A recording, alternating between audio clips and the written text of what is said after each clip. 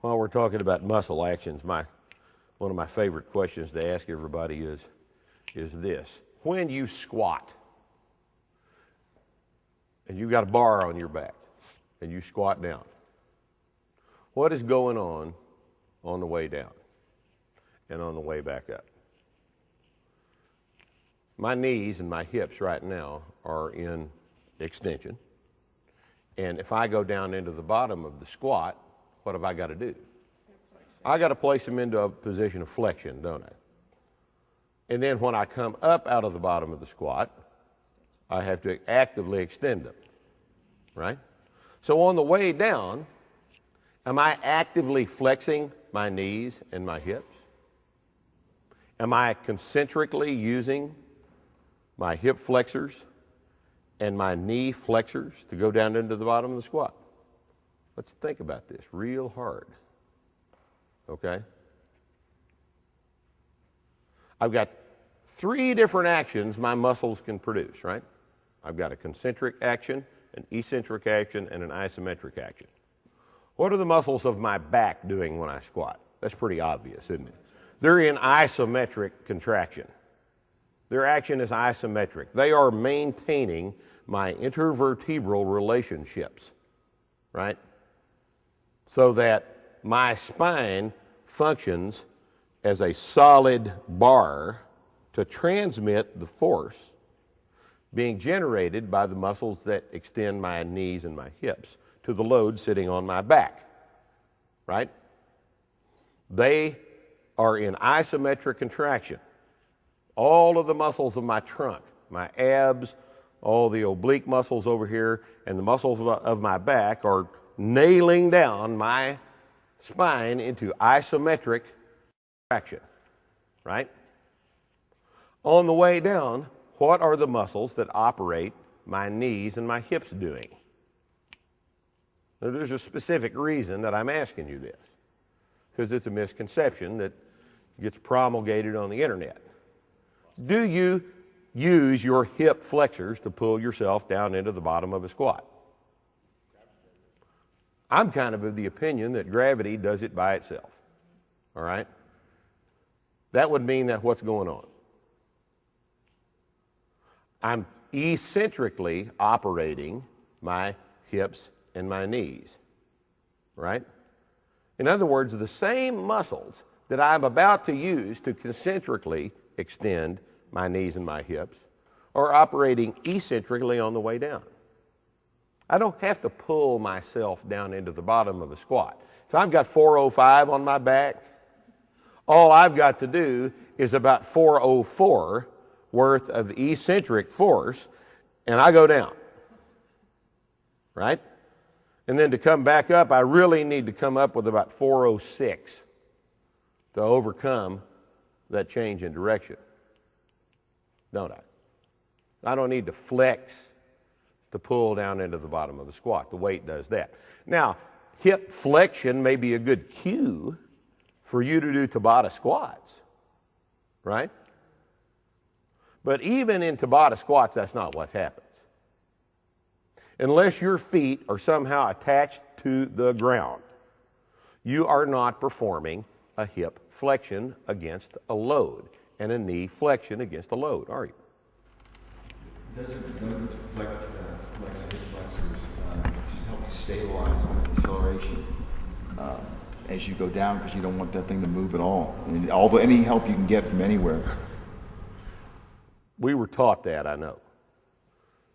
But what really is going on is the stability is being performed, the stability function is performed by the trunk muscles that lock the lumbar spine into extension, which again is normal anatomical position.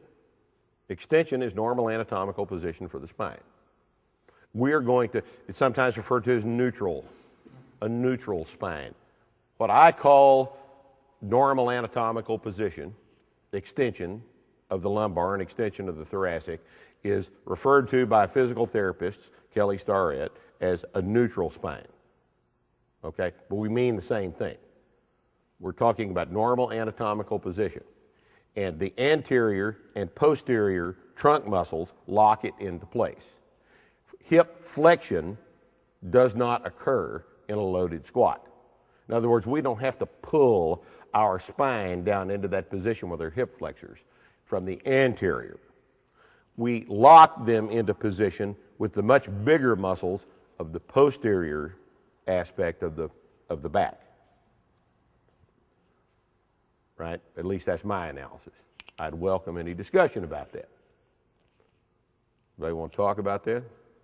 Would you agree with that analysis, Nick? I agree with everything you say. Oh, shit.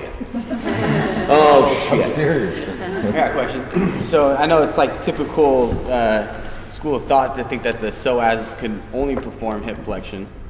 What about under, let's say we're using the hip flexor, like as he's saying, as we're going into the hole, if you would, to maintain an extension, because at a certain point maybe the fulcrum will change and it will create a different like lever arm for the psoas, so it can maintain extension versus pull it into flexion at a certain point. Well, maintaining flexion by the psoas,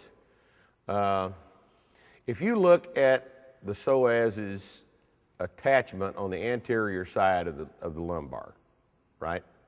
You'll notice that it has attachment points from L5 all the way up to about L1, maybe even T12, right? But its distal attachment on the femur is how far down from the hip joint? Not very far, is it? Right? So even when it's in full contraction, how much actual leverage can it apply to the femur? It's a minor consideration, is my point. That's why we call it the tenderloin, because it really never has much of an opportunity in most animals to do a whole lot of anything. It's a hip flexor, and its use is postural and some other things, but it's not a terribly important muscle in terms of when we squat, best I can tell. Now, I do know Kelly has mashed on my pelvis in here and showed me the psoas, and I know it occasionally causes problems. But really, honestly, my concern is on the bigger muscles that we're involved with and their relationship to our squatting model. Okay? And the psoas may be making a bigger contraction than I'm aware. I'm prepared to investigate that, but it's 9:45 and we've got to get going. So, all right, anybody else have any questions about that little movement problem? Sir? You're saying that the back is locked in extension because there's a natural position, lordosis, kyphosis, lordosis, right? Yeah. That's extension. Okay, so the thoracic spine is not in lordosis as well. It's not. The thoracic spine is not ever in lordosis. The thoracic spine the position of the thoracic spine is a kyphosis. That term applies to the thoracic spine only. The term lordosis applies to the lumbar spine only. No, the cervical is not. No, not that I'm aware. I've never heard that term applied to the cervical spine. I may be wrong, but I've never heard that term applied to the cervical spine. All right. All right. Any other questions?